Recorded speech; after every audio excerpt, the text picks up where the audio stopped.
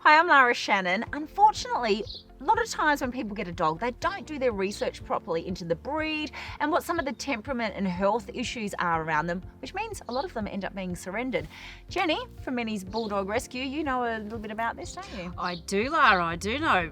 When you get a bulldog, you've got to do your research, you know. You can't be soft with them. Like from the get-go, you've got to maintain pack leader and let them know everything that you want them to do, what's right, what's wrong, you know. Otherwise, you're going to end up with a hot mess. Okay, and you need to be a firm leader, and this is true with a lot of the bulldog breeds and a lot of breeds in general. So just understanding, it doesn't mean that they're nasty dogs or you got to go be a real horrible boss. It just means that you need to let them know that you have control of the situation so they don't have to take control. Absolutely, they're dominant. They're really dominant dogs, you know. Like if you've got little kids, you've got to teach them that they're above the dog. Well, the dog will try and take them down and climb up the pack order. Okay. That's just bulldogs for you. They're just dominant. And they also have, these breeds, along with a lot of the other brachycephalic, have a lot of health issues that often people don't realise. Is that why they come to you? Yes, they do. People can actually afford to buy the bulldog, but what comes after that is where they come unstuck. You know, they get surrendered for a plethora of issues. Like there's a lot of skin issues with bulldogs. There's a lot of joint issues with bulldogs.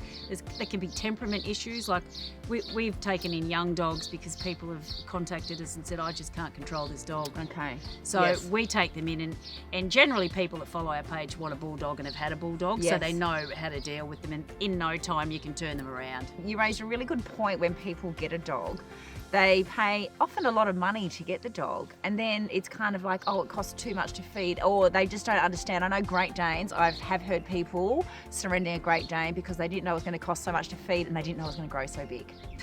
So you need to know more about your breed and make sure that you're willing to commit beyond just buying the dog. Well, you have to, you know, like I take her to obedience training, and I think it's the best thing I've done for her because she's a larger dog. Yes. And, you know, there's little tiny chihuahuas and things at obedience, and I think it's probably the best thing you can do for your dog because it trains you and it trains them. That's right. And, you know what you're actually doing with your dog then, and it sort of changes their mindset a little bit that they're more under control. Yes. Because otherwise, you know, honestly, bulldogs will just rule the roost. Yeah, you know, okay.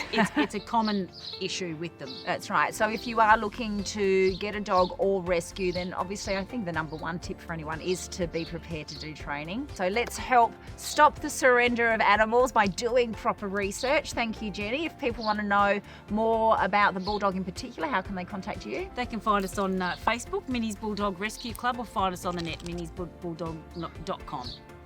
minniesbulldogrescue.com. Ask for Lara.